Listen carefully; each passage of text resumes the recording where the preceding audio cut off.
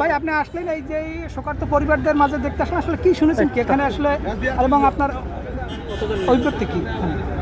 এটা আসলে এখন ভাষায় প্রকাশ করার মতো বিষয় নয়। আমি যেটা দেখলাম খুবই মর্মান্তিক যে আমার নির্বাচনী এলাকায় একটা ব্রিজ ভেঙে সেখানে বরযাত্রী হিসেবে তারা আমাদের এলাকায় এসেছিলেন।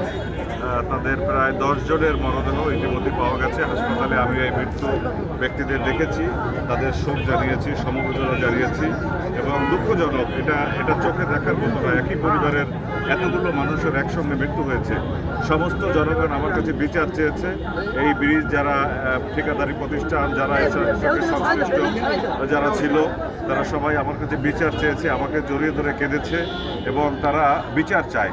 তো আমিও বিচার চাই। আমিও এই ব্রিজ যারা বাস্তবায়ন করেছে, আমি এখনো জানি না যে এটা সরকারের কোন দপ্তর থেকে বাস্তবায়ন করেছে, কারা এটা বাস্তবায়িত করেছে।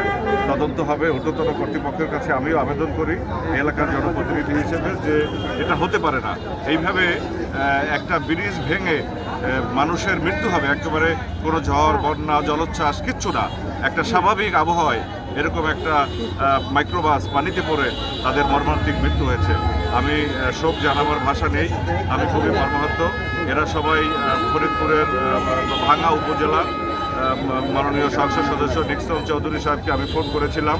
ওনার সঙ্গে আমার কথা হয়নি, কিন্তু আমি কথা বলবো এবং তাকেও আমি তার নির্বাচন এলাকার এতগুলো মানুষ, তার নিকট আত্মীয় আছে, এর মধ্যে সমবেদনা জানাবো এবং আমরা যৌথভাবে এই বিষয়ে যারা সংশ্লিষ্ট জড়িত তাদের দৃষ্টান্তমূলক বিচার হবে এই আমতলীতে ইনশাআল্লাহ।